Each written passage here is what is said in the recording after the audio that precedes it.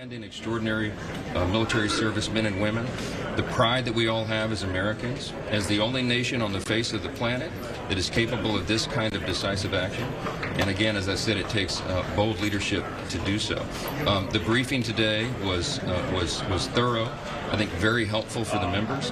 They relayed very important information and answered a lot of the questions that were in the minds of members of the House here, and I know they did the same in the Senate yesterday. So we are blessed to be led by a cabinet of officials who are so good at their jobs, to have the acumen of an extraordinary chairman of the Joint Chiefs of Staff, General Kane, and all of the personnel that work there at the Pentagon and in the U.S. military. I'm very proud to be an American today. I think everyone should be. And what I will say next and what we expect, and one of the things that was discussed this morning, is that we now need Iran to engage with us in direct, good faith talks, negotiations, not through third parties, not through other countries. They need to sit down at the table with us and ensure that this peace is truly lasting. We're on the verge of a real peace in the Middle East for the first time in a long time.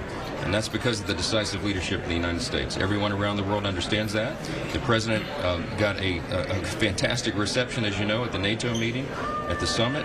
And it is so encouraging to us that for the first time now, the other countries, NATO partners, are agreeing to commit 5% of their GDP to the fund to defend the peace around the world. The American people, American taxpayers cannot be leaned upon to carry everyone else any longer. We have to have and pursue an America First policy, and that means what is in America's interest. Of course, what has been done here was not just in America's interest, but in the interest of all peace-loving and people and free people around the world. So I have a couple of my great colleagues, our Majority Leader Steve Scalise here, and Brian Mast, who is the chair of one of our most important committees, our Foreign Affairs Committee.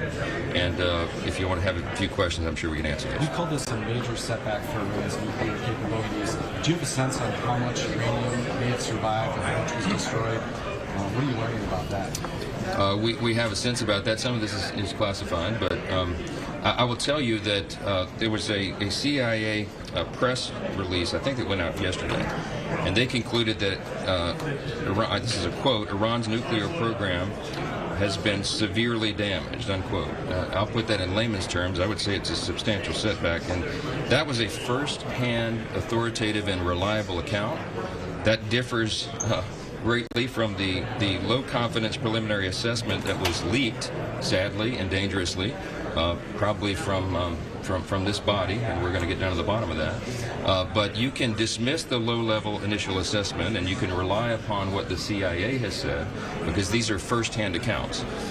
It is clear, everyone can see by the videos, that these massive ordnance penetrating bombs did the job. And I think their key facilities have been disabled, and I think Iran is now a long time away from doing what they might have done before this very successful operation. Do you have any potential for any restrikes?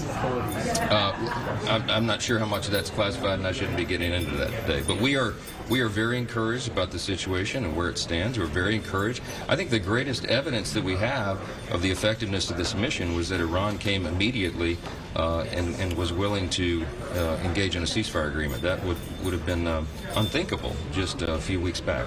So it's a very good thing for the whole world. On the topic of the... Do you believe that the president needs to strike a deal with Iran and have something in writing here moving forward? Well, look, I think that's the next logical step. I mean, we will do what is necessary to maintain the peace, but it is in Iran's interest and, of course, in the world's interest for them to come to the table in good faith and make an agreement. That would be good for the entire region. We have peace in the Middle East, and that is a big step towards peace around the globe. On the big beautiful bill, has the Senate, have you talked to the Senate yet on when they will hold their vote and when the House will get a chance? I was in the Oval Office with Leader Thune as recently as early evening yesterday with the president. We had a long discussion about this and where the bill stands in its status, and we are very, very close. And Leader Thune has confidence that they could get the job done by this weekend, and we certainly are hopeful for that. We would still like to meet that July 4th self-imposed deadline, and the president likes that idea. I certainly like that idea, and so does Leader Thune. So we're in a wait-and-see posture in the House right here. and we'll see what happens. So we're ready to act. Comfortable with